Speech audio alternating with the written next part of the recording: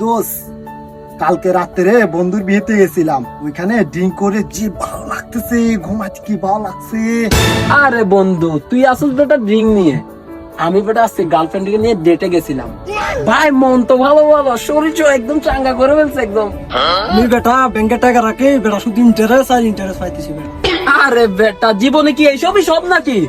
আজকে বেটা গার্লফ্রেন্ড যেটাকে নিয়ে ডেটে গেছি, সে বেটা যে একটা ফ্যাশনেবল ড্রেস পরে গেছে, বেটা এদিকে দেখা যাচ্ছে, এদিকে দেখা যাচ্ছে, এদিকে দেখা যাচ্ছে। জীবনে তো এইসবই বেটা মজা। এই ডেটটা আমি জীবনেও ভুলবো না। আল্লাহ, কি দিন আসলো!